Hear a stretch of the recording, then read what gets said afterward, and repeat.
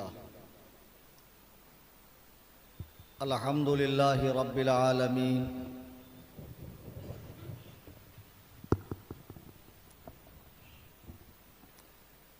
والصلاة والسلام على سید الانبیاء والمرسلین وآلہ واصحابہ الطیبین الطاہرین لعنت اللہ علی الرافضین المرتدین الی یوم الدین اما بعد قال اللہ تبارک و تعالی فی القرآن المجید والفرقان الحمید فاعوذ باللہ من الشیطان الرجیم بسم اللہ الرحمن الرحیم یا ایہا الذین آمنوا لا تتخذوا آباءکم وإخوانكم أولياء إن استحبوا الكفر على الإيمان ومن يتولهم منكم فأولئك هم الظالمون قال رسول الله صلى الله عليه وسلم يكون في آخر الزمان دجالون كذابون يأتونكم من الأحاديث بما لم تسمعوا انتم ولا آباؤكم فإياكم وإياهم لا يضلونكم ولا يفتنونكم او كما قال عليه الصلاة والسلام۔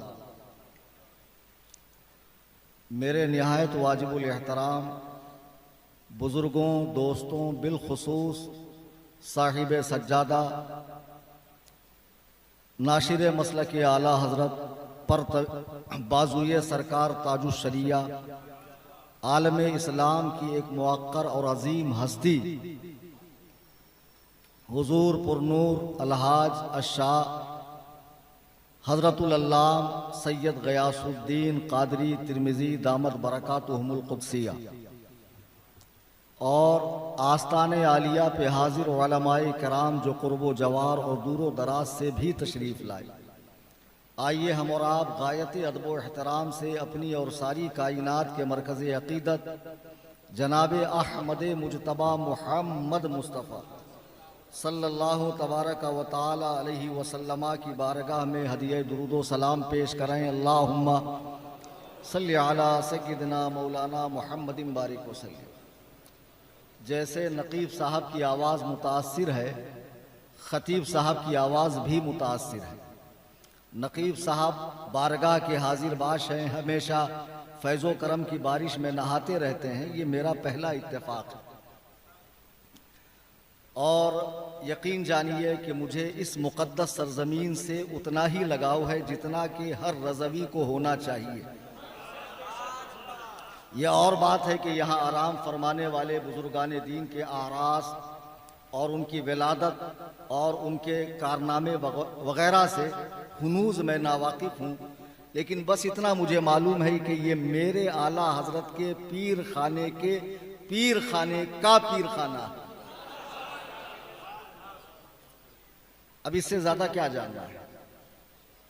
جب بریلی شریف حاضری ہوتی ہے سال میں ایک مرتبہ اور بیٹری چارج ہوتی ہے تو پورا سال الحمدللہ فرقہ باطلہ کی طبیعت سے دھلائی ہوتی ہے، کوئی کسر نہیں چھوڑی جاتی۔ اور آج تو میں پاور ہاؤس کے اندر آیا ہوں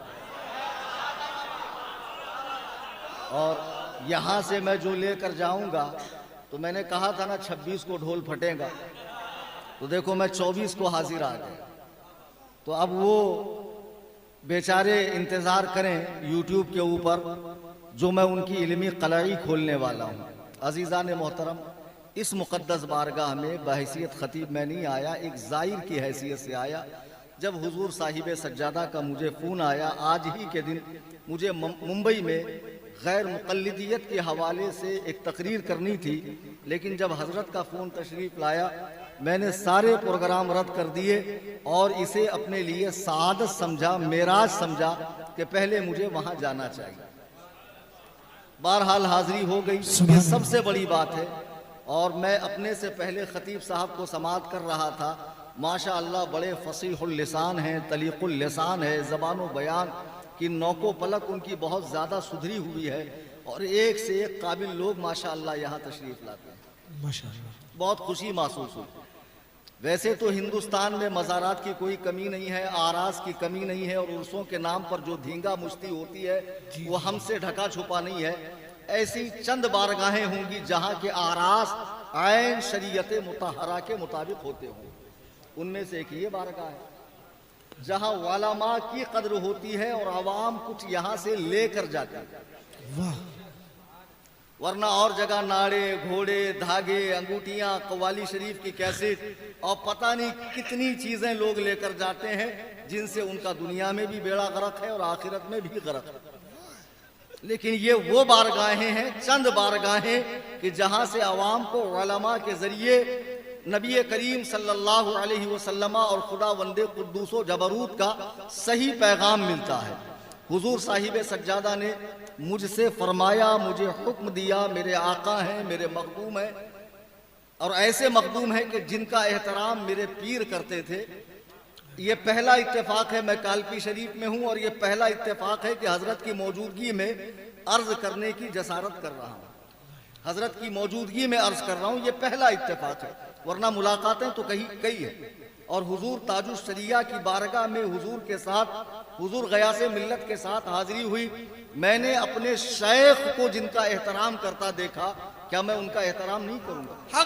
ان کی جوتی بھی میرے لیے تاج سر ہے، اور خدا کی قسم میں بڑا فخر محسوس کر رہا ہوں کہ حضور صاحب سجادہ نے مجھ حقیر کو طلب فرمایا اور مجھ سے کہا، کلیم حنفی، آپ کو بد مذہبیت کے حوالے سے، دیوبندیت کے حوالے سے کچھ باتیں کہنی ہیں۔ یقین جانیے اس سے پہلے ابھی جب مائک پر نہیں آیا تھا میں 2-3 باتیں کر رہا ہوں کہ بار بار کھانسی ہو رہی ہے، الحمدللہ اتنی دیر بول لیا لیکن ابھی کوئی ایسا محسوس نہیں ہو رہا۔ میں نے سورہ توبہ کی ایک آیت کریمہ پڑھی جس میں اللہ تبارک و تعالیٰ فرما رہا، یا ایھا الذین آمنوا لا تتخذوا آباءکم و اخوانکم، اے ایمان والو اپنے باپ اور بھائیوں کو دوست نہ بناؤ، ان استحبوا الکفر علی الایمان، اگر وہ ایمان کے بدلے کفر کو پسند کریں۔ آج جو لوگوں کا مزاج یہ بنا ہے، آن لائن دنیا میں ہزاروں لوگ اس وقت سن رہے ہیں، اور جب تقریر اپلوڈ ہو جائیں گی تب بھی ینگس یوتھ نوجوان اسے سنیں گے، جو اسے بریلوی شدت قرار دیتے ہیں کہ یہ بریلویوں کی شدت ہے۔ خدا کی قسم بنظر غائر اگر آپ قرآن و حدیث کا مطالعہ کریں گے تو یہ شدت آپ کو قرآن و حدیث میں ملے گی۔ نبی اللہ سبحانہ و تعالیٰ ارشاد فرما رہا ہے کہ اے ایمان والو اپنے باپ اور بھائیوں کو دوست نہ بناؤ اگر وہ ایمان کے بدلے کفر کو پسند کریں۔ ظاہر سی بات ہے کہ قرآن کا جب نزول ہو رہا ہے تو اس کے پہلے مخاطب صحابہ کرام کی جماعت ہے، یعنی وہ خطاب صحابہ کو ہے۔ تو اس دور میں جو لوگ حلقہ بگوش اسلام ہو رہے تھے ان میں سے کئیوں کی رشتہ داریاں کفار سے تھی، تو تالیف قلب کے لیے قرآن کو اتنی اجازت دینی چاہیے تھی کہ بھئی جب تک سب لوگ داخل اسلام نہیں ہوتے نرمی کا معاملہ رکھا جائے، سختی نہ کی جائے، لیکن قرآن نے شروع دن سے یہ مزاج بنایا، ادخلوا فی السلم کافہ، اسلام میں پورے آ جاؤ، آدھا تیتر آدھا بٹیر یہ ادھر نہیں چلے گا، آنا ہے پورے آ جاؤ اور جانا ہے تو پورے طور پہ چلے جاؤ۔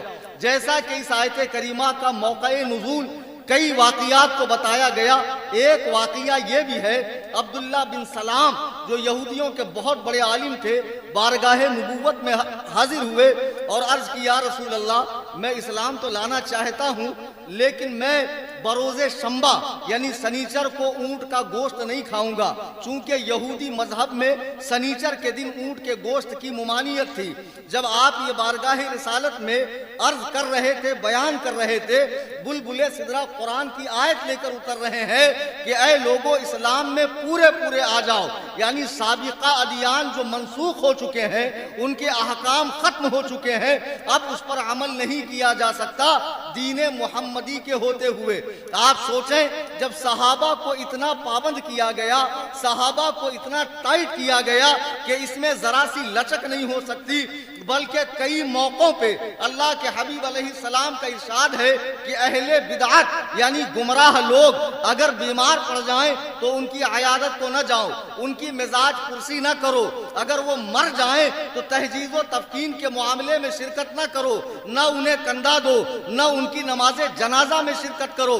ذرا غور کیجئے کہ جو لوگ صرف اہل سنت و جماعت سے خارج ہیں، بد مذہب ہیں، گمراہ ہیں، ان کے ساتھ اتنی سختی کی جائے گی تو جو سرے سے اسلام کا قلادہ گلے سے اتار چکے ہیں، اسلام کا پٹا گلے سے اتار چکے ہیں، اب ان کے ساتھ کتنی زیادہ سختی کی جانی چاہیے، ہونی چاہیے کہ نہیں ہونی چاہیے۔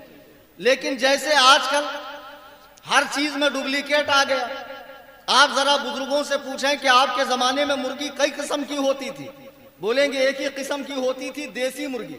اب جو فارم کی آئی ہے یہ 10-20 سال کے اندر آئی ہے۔ آپ کسی ایجڈ انسان سے پوچھیں آپ کے زمانے میں گائے کئی قسم کی ہوتی تھی، کہیں گے ایک ہی ہوتی تھی، دیسی گائے۔ یہ جو جرسی گائے آئی ہے اسرائیلی پروڈکٹ، یہ ابھی ابھی آئی ہے۔ تو جیسے انگریز کم بخت نے ہر چیز میں ایک ڈپلیکیٹ نکالا ہے، ایسے ہی ملا میں بھی انگریز نے ڈپلیکیٹ ملا نکالا۔ جی، انگریز کے منحوس قدم پڑے، نبوت کے دعوے دار پیدا ہوئے، مہدویت کے دعوے دار پیدا ہوئے، شیخ الاسلام بننے لگے، حکیم الامت بننے لگے، قاسم العلوم والخیرات بننے لگے۔ غرض کہ آپ تصور کیجئے اس دور میں کہ انگریز کے منحوس قدم پڑتے ہیں، ایک ایسا شخص جو کورٹ کچہری میں ایک وکیل کے ہاتھ کے نیچے اسے کاغذ دینے کا کام کرتا تھا، پہلے وہ دعوی مجددیت کرتا ہے، پھر دعوی مہدویت کرتا ہے، پھر دعوی مثل عیسیٰ بن مریم کرتا ہے، پھر خود عیسیٰ بن مریم بنتا ہے، پھر ذلی نبی ہونے کا دعویٰ کرتا ہے، پھر ایک پہلو سے نبی اور ایک پہلو سے امتی ہونے کا دعویٰ کرتا ہے، اور پھر وہ کہتا ہے مجھ پہ وحی جو آتی ہے معاذ اللہ مجھ پہ 3 زبانوں میں وحی آتی ہے۔ مرزا غلام قادیانی کی بات کر رہا ہوں۔ اسی دور میں انگریز کا لگایا ہوا پودا دارالعلوم دیوبند، جہاں سے یہ ذہن دیا گیا ہے کہ بعد زمانہ نبوی بھی نیا نبی آ سکتا ہے۔ آج جو دیوبندیوں کی تبلیغ دیکھ کے متاثر ہے، ان کی داڑیاں، ان کی نمازوں کا حال، ان کا تقوی، طہارت، تسبیح، مصلی اور خوب دور و دراز دیہاتوں کے اندر جا کر تبلیغ کرنا۔ میں نے بارہا بتایا کہ پاخانے پہ چاندی کا ورق لگانے سے اصلیت نہیں بدلتی ہے، ورق ہٹا کے اندر کی گندگی دیکھو۔ اعلیٰ حضرت فرماتے ہیں، اور کیا خوب فرماتے ہیں، سونا جنگل رات اندھیری، چھائی بدلی کالی ہے، سونے والوں جاگتے رہیو، چوروں کی رکھوالی ہے۔ انگریز کم بخت نے ڈپلیکیٹ نبی بھی نکال دیا، ڈپلیکیٹ مولوی بھی نکال دیا۔ تو آپ کو کیا لگ رہا ڈپلیکیٹ پیر نہیں نکلے ہوں گے؟ آج ہم خانقاہوں پر دیکھ رہے ہیں تو رافضیت کی بولی بولی جا رہی ہے، اور نسبتیں بڑی بڑی، تعلقات بڑے بڑے، القاب کو ایسے کہ عوام غش کھا کے گر جائے کہ 3 درجن القاب پیر صاحب اپنی ذات میں سموئے ہوئے۔ جن آستانوں پر بیٹھ کر تم رافضیوں کی بولی بول رہے ہو، ان بزرگوں کے معمولات کو تو تم نے اپنا لیا۔ عرس کرنا اور ختم کرنا اور ذکر و اذکار کرنا اور چلا کرنا، مراقبے کرنا، ذکر خفی و جلی کرنا، ان کے عقائد کو کیوں نہیں اپنایا؟ صرف معمولات کو اپنایا، عقائد کو کیوں نہیں اپنایا؟ آپ سرکار مخدوم کچوچھا رضی اللہ تعالیٰ عنہ کی لطائف اشرفیہ اٹھا کر دیکھیے کہ آپ نے امیر معاویہ پہ بھونکنے والوں کو رافضیوں کا ملعون فرقہ کہا۔ ہم دیکھ رہے ہیں کہ وہاں سے بھی کچھ رافضیت کی بولی جا رہی ہے، اور جو بڑی بڑی خانقاہیں ہیں وہاں سے بھی چند چوزے ایسے نکل رہے ہیں جو اپنے آبا و اجداد کی تعلیمات کے خلاف کر رہے ہیں۔ مسلمانوں، اس عرص پاک میں آئے ہو تو یہاں سے پیغام لے کر جاؤ، بحیثیت سنی مجھے اہل سنت و جماعت پر سختی سے قائم رہنا ہے، حضرات صحابہ و اہل بیت دونوں کا دامن تھامے رہنا ہے، اور اسی میں نجات ہے، اس لیے کہ اہل سنت کا ہے بیڑا پار اصحاب حضور نجم ہے، اور ناؤ عطرت رسول اللہ کی۔ تم کب انگریز کی سازش سمجھو گے؟ یہ جتنے فرقے ہیں، آج کسی شخص کو آپ پکڑو، تو کیا دیوبندی، تیرا باپ کیا کیسٹ بند، اگر بہت مبالغہ کر کے کہہ دیا باپ دیوبندی تو دادا کو دیوبندی ثابت نہیں کرے گا۔ کسی غیر مقلد کو پکڑیے، گوگل کے مقلد کو، وہ جو مسجدوں میں جہاں 25 لوگ کھڑے ہوتے ایک صف میں، اگر یہ 10 آ جائیں تو 11ویں کی گنجائش نہیں ہے۔ اتنا زیادہ پیر پھیلا لیں گے کہ بیچ میں سے قربانی کا دمبا نکل جائے گا، اور ہاتھ ایسے باندھیں گے، پیر اتنے پھیلے ہوئے، کم بخت کو اگر کوئی حوالدار بلائے ادھر آ تو اسی اسٹائل میں جائے گا، وہاں تو بڑے ادب سے حاضر ہوگا۔ بے وقوف، جب تو کسی حوالدار کے سامنے اس اکڑو اسٹائل میں نہیں جاتا ہے تو قرآن کہتا وَقُومُوا لِلَّهِ قَانِتِينَ، اپنے رب کے حضور ڈرتے ڈرتے کھڑے رہو۔ عاجزی کا انداز یہ ہے، عاجزی کا انداز یہ ہے۔ تو یہ غیر مقلدین کا فرقہ بھی انگریزی دور ہی کی پیداوار ہے۔ اچھا، لوگ بڑے چتر ہیں، نام ایسا رکھ لیتے ہیں اہل الحدیث، یعنی حدیث والے، تو معلوم پڑتا واقعی میں یار حدیث والے تو یہ ہم لوگ کیا ہے، ہمارے پاس تو حدیث ہے ہی نہیں، کل حدیث تو انہی کے پاس ہے۔ اہل قرآن، قرآن والے، یعنی جب سے قرآن ہے، جب سے اہل قرآن ہے، چکما دیا جا رہا ہے۔ گلاب جامن کھاتے ہو نا، اس میں گلاب ہوتا ہے کہ جامن ہوتا ہے؟ گلاب ایک پھول ہے، جامن ایک پھل ہے، دونوں میں سے کچھ ہوتا ہے۔ تو ویسے یہ اہل حدیث ہے، نہ یہ اہل ہے نہ ان کے پاس حدیث ہے۔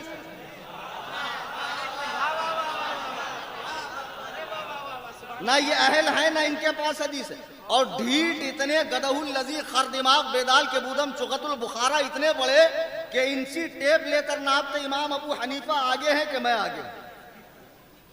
اور میں تمہیں سچ بتا رہا ہوں، دیکھو لوگ آن لائن بھی سن رہے ہیں، یہ جو تنتنا ہے نا تمہارے ہاتھ میں، یہ موبائل، یہ صرف اور صرف آپ کی دنیاوی ضرورت کے لیے ہے، دین سیکھنے کے لیے۔ خدا کی قسم، میرے نبی فرماتے حتی اذا لم یبق عالما، جب دنیا میں کوئی عالم نہیں بچے گا نا، اتخذ الناس رؤوسا جہال، لوگ جاہلوں کو اپنا پیشوا بنائیں گے، جو شکلاً عالم ہوں گے، دکھنے میں عالم ہوں گے، لیکن فضلوا واضلوا، وہ خود گمراہ ہوں گے، لوگوں کو گمراہ کریں گے۔ ہم دیکھ رہے ہیں کہ آج یوٹیوب پہ چینل بنا کر 10 بائی 10 کے کمرے میں بیٹھ کر ایک صاحب ساری کتابیں رکھے ہوئے، ان کا کام تھا کیا؟ پائپ لائن درست کرنا، گٹر صاف کرنا، لیکن وہاں پر کام چلا نہیں مرزا پلمبر کا، تو یہاں آ کر تحقیق بگاڑنے لگے۔ میری رائے یہ ہے، میری رائے یہ ہے، میری تحقیق یہ ہے، میں نے جو پڑھا ہے اس کا خلاصہ ہے۔ ابے چغت البخارا، کبھی ہمارے سامنے آ کے عربی عبارت پڑھنا، جب علماء کے سامنے آتے تب کیا نکلتا؟ ڈپلوما، تب نکلتا ڈپلوما۔ بھگت بگلے تم کتنے قابل ہو ہم جانتے ہیں، سوجا ہوا آدمی صحت مند نہیں ہوتا، غبارے میں ذرا سی سوئی ٹوچ دو ساری ہوا نکل جائے۔ یہ بقراتی ان کے سامنے کرنا جو جانتے نہ، ورنہ ہم جانتے ہیں لوگ سعودیہ میں جاتے ہیں اونٹ چرانے، وہاں گاڑا گاڑا عین قاف ہا مبالغے کے قطب مینار پہ کھڑے ہو کر تمام اعضائے بدن کو حرکت دے کے حدیث میں نہیں آیا، ہم نے سعودی میں نہیں دیکھا، ضعیف ہے، ضعیف۔ ماشاءاللہ، اتنے بقرات لوگ ہیں۔ میں اپنے مدرسے کے آفس میں بیٹھا تھا، دیکھو میں آستانے پاک پر ہوں اور سچ بتا رہا ہوں۔ ایک صاحب ہمارے پاس لنگی بنڈی میں آئے، لنگی بنڈی میں خط لے کر آئے، مفتی صاحب خط پڑھ دو۔ ہم نے کہا آپ کو نہیں پڑھنا آتا؟ بولے نہیں، ہم کو پڑھنا آتا تو ہم آپ کے پاس آتے۔ تو میں نے کہا پڑھ دیتا ہوں۔ وہ تھے گوگل کے مقلد، غیر مقلد۔ اب خط کھولا، میں نے خط میں لکھا تھا سلام و دعا کے بعد معلوم ہو کہ ہم سب یہاں بخیر ہیں۔ دیکھو تم بمبئی گئے ہو پیسہ کمانے، پیسہ کماؤ، لیکن کسی مولوی کی بات سننا، تقلید کے جال میں مت پھنسنا۔ جو بھی مسئلہ پھنسے ڈائریکٹ کتاب اللہ اور حدیث رسول اللہ سے اپنا مسئلہ حل کر لینا۔ اب میں بس کرتا ہوں اس لیے کہ جو صاحب خط لکھ رہے ہیں ان کو ذرا جلدی ہے، تم تو جانتے ہو کہ مجھے لکھنا نہیں آتا۔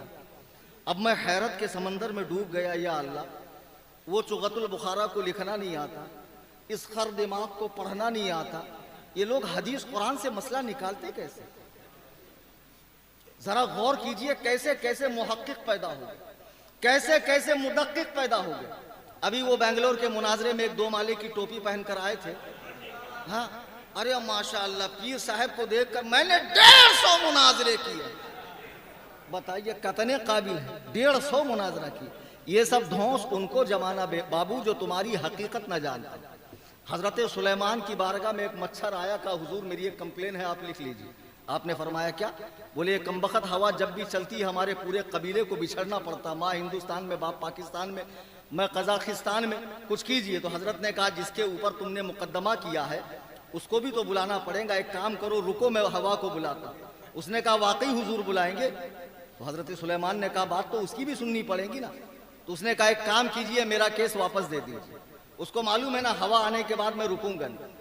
تو ایسے فقرات جہاں جہاں آئیں آپ بریلی کے اسپیشل ٹرینڈ کیے ہوئے علماء کو بلا لیا کر. خدا کی قسم دلائل کے میدان میں, میدان مناظرہ ہو خطابت ہو کوئی ہو, امام اہل سنت کے یہ خدام یہ غلام کسی میدان میں پیچھے نہیں ہٹتے.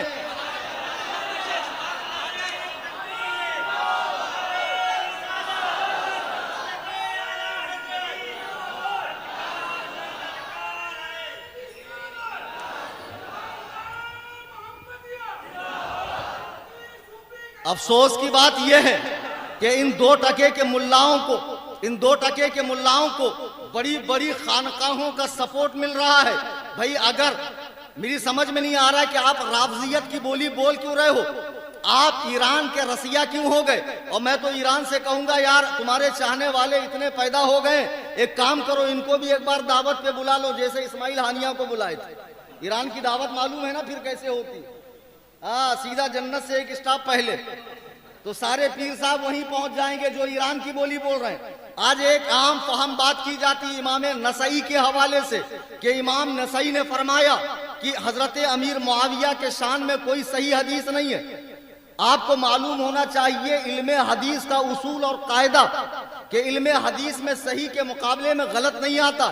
یہ مفتی اشفاق صاحب بیٹھے ہیں, پوچھیے آپ, مفتی عادل اظہری صاحب بیٹھے ہیں اور بھی علماء بیٹھے ہیں. علم الحدیث میں صحیح کا مقابل, ارے بولو بھائی, صحیح کے مقابلے میں غلط نہیں آتا.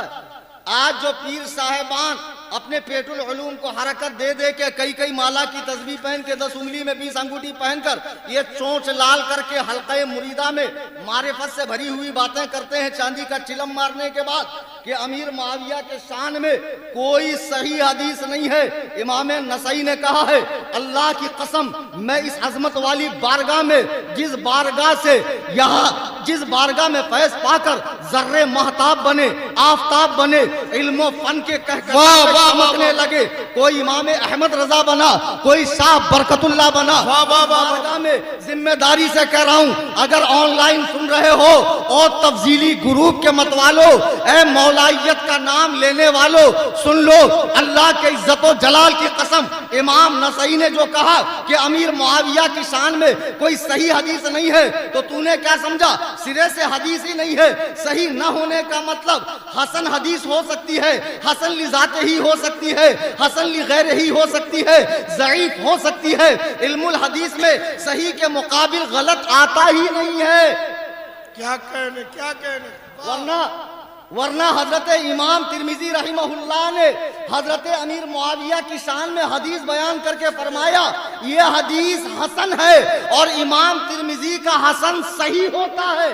واہ واہ واہ واہ. لیکن کبھی تشریف لائیے مکتب میں پڑھیے ہماری طرح قال اللہ قال رسول. آپ کو تو باپ کی فیلڈ پہ راج کرنا ہے اور جو اندھ بھکت ہیں انہی کے اندر کھیل کر آپ کو اپنی 7 پشتوں کے کھانے کا انتظام کرنا ہے. حساب سے رہیے پیر صاحب. اور اب تو ایسے پیر ہے سارا زور ان کے حلق کے اندر ہے, وہیں 4 دیواری میں بیٹھ کے ہاتھ میں بھکمنگوں کی طرح مائک لے کر گلا پھاڑیں گے, وہیں سے سارا مناظرہ کریں گے. 1 مہینہ ہو گیا چیلنج دے کر کہ بھئیے آؤ فتاوی رضویہ ہم کو سمجھا. واہ واہ واہ واہ واہ. آؤ سمجھاؤ فتاوی رضویہ. جب لوگ قرآن پڑھ کے گمراہ ہو سکتے ہیں, حدیث پڑھ کر گمراہ ہو سکتے ہیں, تو فتاوی رضویہ سے گمراہ نہیں ہو سکتے؟ بالکل ہو سکتے ہیں. قرآن کہہ رہا یضل بہ کثیرا ویہدی بہ کثیرا، قرآن پڑھ کر لوگ گمراہ ہوں گے، قرآن سے لوگوں کو ہدایت ملیں گی۔ اور یہ اہل حدیث حضور علیہ السلام کے فرامین کو اپنی عقلوں کے مطابق سمجھنے کی بنیاد پر گمراہ ہے۔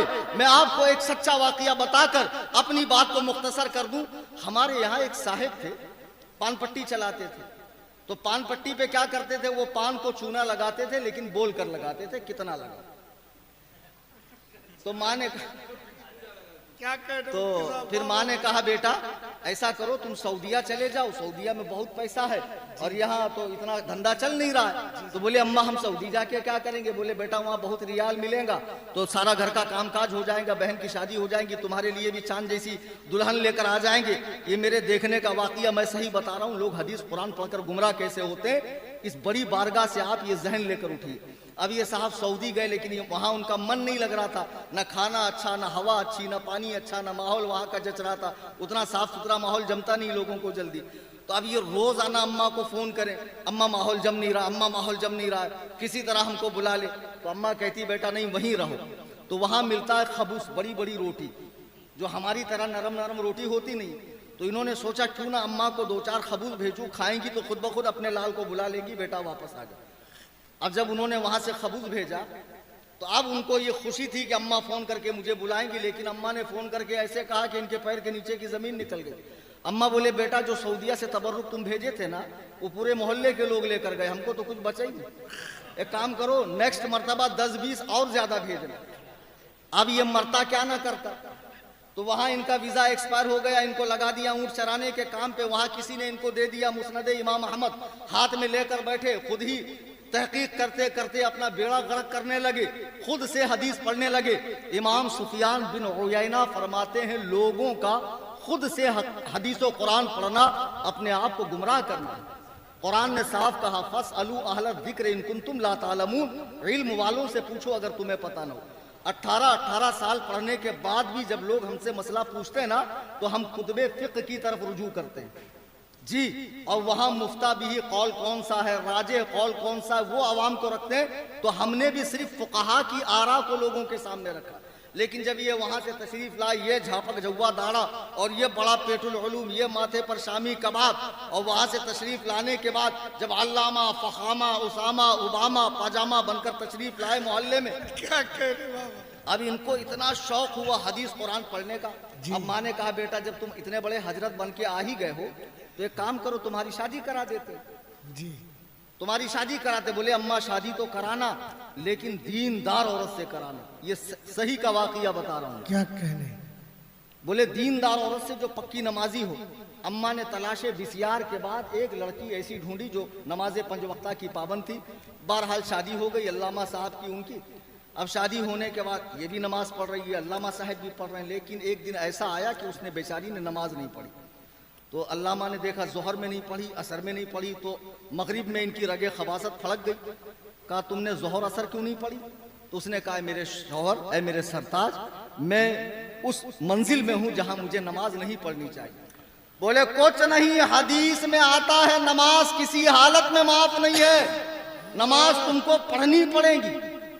واہ، تو وہ سمجھی شاید حضرت سمجھے نہیں، تو بولے حضور مجھے آ رہا ہے۔ بولے آ رہا ہو چاہے جا رہا ہو، نماز تم کو پڑھنی پڑے گی۔ ابھی بیچاری بڑی پریشان، تو اس نے کھل کر کہا حضور میں حائضہ ہوں، میں نماز نہیں پڑھ سکتی۔ تو انہوں نے حدیث سنا دی سنن ابو داؤد کو، لا تقبل صلاۃ حائض الا بخمار، حیض والی کی نماز نہیں ہوتی جب تک اوڑھنی نہ اوڑھے، اوڑھنی اوڑھ لے نماز ہو جائے۔ پریشان کہ اب تک تو مفتی کلیم سے سنی تھی، کلیم حنفی سے، کہ اس حالت میں اگر کوئی قصدن نماز پڑھے تو کافرہ ہو جائے گی، اور یہ پتہ نہیں کون سی حدیث پڑھ کے آیا، ڈائریکٹ عربی میں بول رہا ہے اور بتا رہا ہے کہ نماز اوڑھنی اوڑھ کر پڑھو۔ تو اس نے کہا ایک کام کرو میں مائکے جاتی ہوں، پہلے ٹھیک ٹھاک سے مسئلہ سمجھ کے آتی ہوں۔ پھر یہ آئی، آنے کے بعد محلے کی عورتوں سے ڈسکس کیا، اچھا یہ بتاؤ کہ تم کوئی دین کا مسئلہ جانتی ہو؟ عورتوں نے کہا نہیں ہم تو روٹی بنانا جانتی ہے، لیپنا پوتنا جانتی ہے، دین کا مسئلہ تو مفتی صاحب جانتے ہیں۔ بولے ایسا ایسا مسئلہ ہے۔ تو عورتوں نے کہا تمہارا شوہر پاگل ہو گیا، بیوقوف ہو گیا، وہ کیسے نماز پڑھنے کے لیے کہہ رہا؟ چلو مفتی کلیم کے پاس۔ ہمارے پاس استفتاء آیا کہ حضور میرا شوہر ایسا کہتا ہے تو میں سمجھ گیا کہ اس کو مرض کیا لگا ہے خود سے حدیث و قرآن پڑھنے. جو علماء کے پاس نہیں آتے نا, گھر میں بیٹھے بیٹھے ہی دین سیکھتے ہیں, سارا کے سارا موبائل سے. خدا کی قسم گمراہ ہو جاؤں گا, اور شیطان کو گمراہ کرتے دیر نہیں لگتی. جی جی جی آج جب مدارس ہیں, علماء ہیں, سچ ہے. اور جگہ جگہ پیران کرام ہیں, آستانے ہیں, یہاں سے جڑ کر ان کے ذریعے دین سیکھو. دین کے نام پر کسی بھی گروپ میں, کسی بھی چینل میں کہیں بھی ایڈ مت ہو, ورنہ ایمان کا طوطا اڑتے دیر نہیں لگے. بے شک. میں نے اس خاتون سے کہا ایک کام کر, پہلے تو تم کو شادی کرنی نہیں چاہیے تھی, اب تم نے کرا تو ایک ٹرائی میں ماروں گا, تم وہاں چلی جاؤ اور ہماری دعوت کرو. پھر وہ گئی, ہماری دعوت کی, اور ہم وہاں جا کر بیٹھے تو سامنے سے وہ فضیلت الشیخ حفظہ اللہ تشریف لا رہے تھے اپنے وجود نامسعود کے ساتھ. جب قریب آئے بولے مولوی صاحب آپ تشریف لائے اس حنفیہ کی وکالت کرنے کے, معاذ اللہ رب العالمین. ارے تو میں نے کہا آپ اتنے بکھر کیوں رہے, آرام سے آپ بیٹھیے. تو بولے دیکھیے مولوی صاحب, جو بھی بات ہم سے کیجئے گا قرآن سے یا حدیث سے, قرآن سے یا حدیث سے, تیسری بات نہیں کرنا. تو میں نے کہا آپ بیٹھیے, میں قرآن حدیث ہی سے بات کروں گا. آپ ذرا یہ بتائیے کہ عورت و مرد کی نماز میں کوئی فرق ہے کہ نہیں؟ بولے کوئی فرق نہیں ہے, بخاری کی حدیث ہے, اللہ کے نبی فرماتے ہیں صلو کما رأیتمونی اصلی, نماز پڑھو جیسے مجھے پڑھتا دیکھتے ہو. نبی کا یہ فرمان عورتوں کے لیے بھی ہے, مردوں کے لیے بھی ہے. یہ آپ حنفیوں نے الگ کیا ہے, عورتوں کا طریقہ الگ, مردوں کا طریقہ الگ. میں نے کہا ماشاءاللہ آپ تو ہر بات میں حدیث پیش کرتے. بولے تب سعودیہ میں 8 سال رہا ہوں میں. اچھا, تو میں نے کہا اچھا کوئی فرق نہیں ہے. ایک تو مسئلہ یہ بتا دیجئے کہ اگر کسی مرد کے بال بڑے ہوں اور وہ جوڑا باندھ لے, نماز ہوگی؟ بولے نہیں ہوگی. سنن نسائی کی حدیث ہے, حضور نے فرمایا ہرگز کوئی لمبے بال والا بالوں کا جوڑا باندھ کر نماز نہ پڑھے, ورنہ نماز نہیں ہوگی. میں نے کہا اگر عورت باندھے؟ بولے ہو جائیں گے. تو میں نے کہا ابھی تو تم کہہ رہے تو کوئی فرق نہیں. بولے نہیں ایک فرق ہے. میں نے کہا بغیر ٹوپی کے؟ بولے بالکل ہو جائے گی.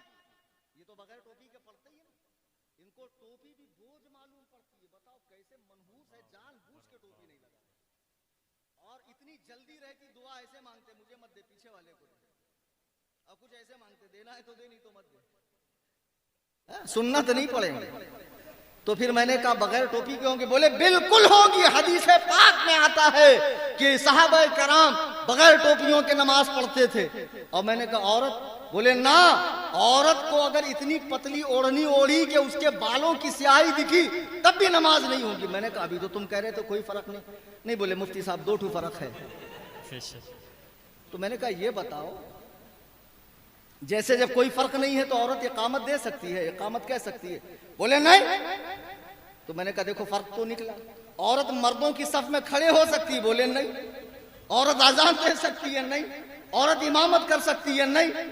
کئی فرق گنواتا گیا تو علامہ صاحب کا جوش ٹھنڈا ہوا, سمجھ گئے مولوی صاحب سامنے قابل ہیں. بولے حضور وہ سب تو ٹھیک ہے, لیکن میں نے جو حدیث پڑھا وہ غلط ہے. اللہ کے نبی فرماتے ہیں کہ حائضہ کی نماز نہیں ہوگی جب تک اوڑھنی نہ اوڑھے.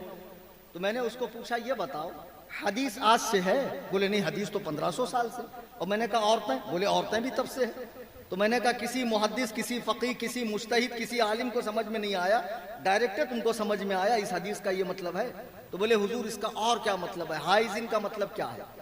میں نے کہا بے وقوف, حدیث و قرآن پڑھنے کے لیے 20 علوم چاہیے. کتنے؟ 20. سبحان اللہ. زیادہ بقراتی مت کیا کرو. چلے میں جا کر آ گئے اور چوک درس دینا شروع کر دیا, اور حدیث میں آتا ہے. مبادہ رسول اللہ کی طرف کوئی بات غلط منسوب ہو گئی تو ٹھکانہ جہنم ہو جائے گا تمہارا.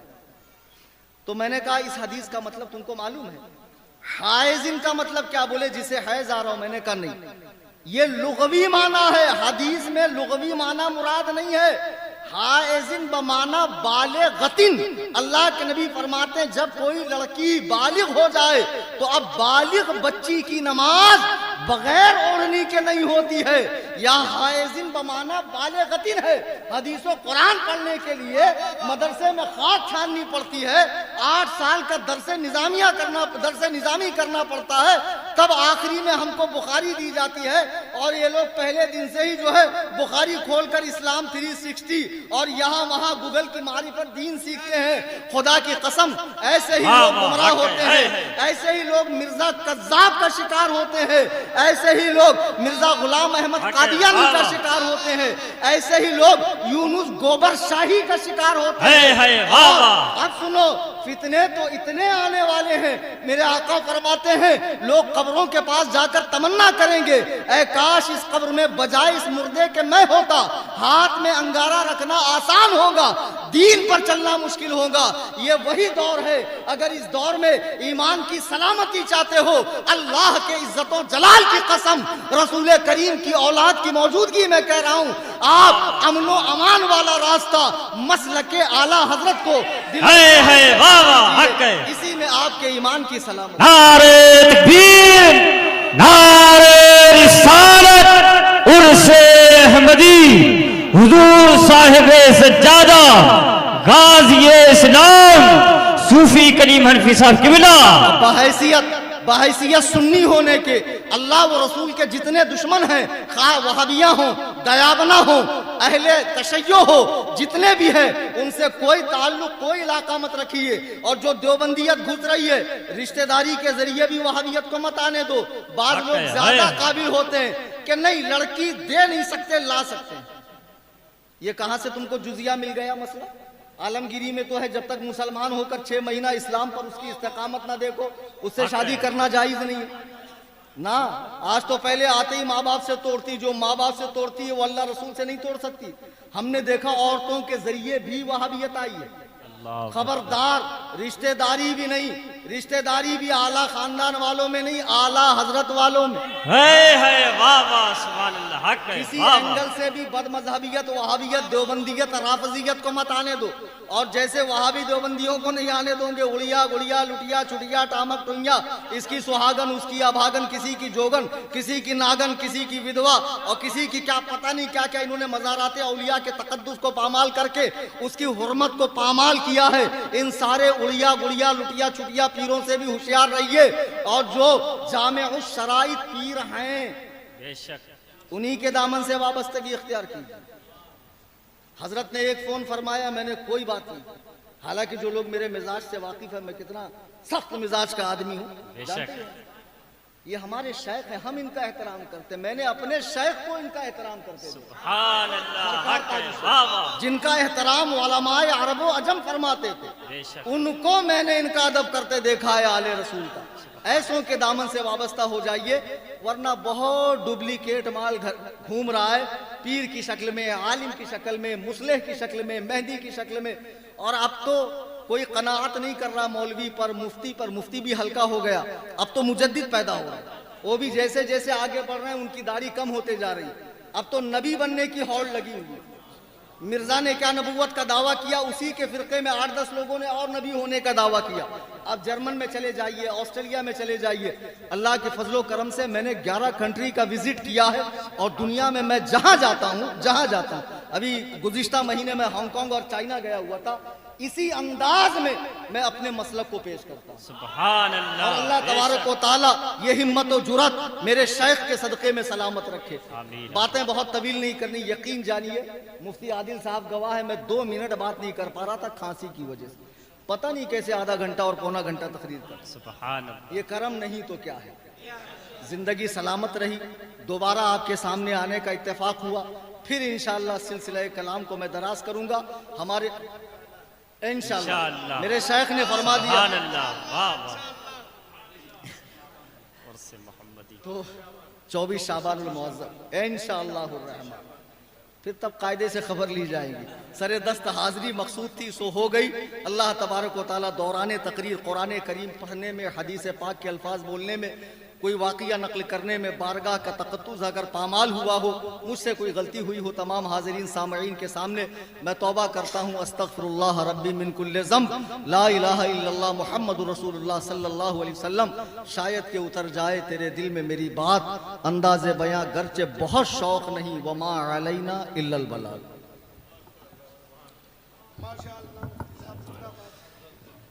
یا نبی سلام علیکہ یا رسول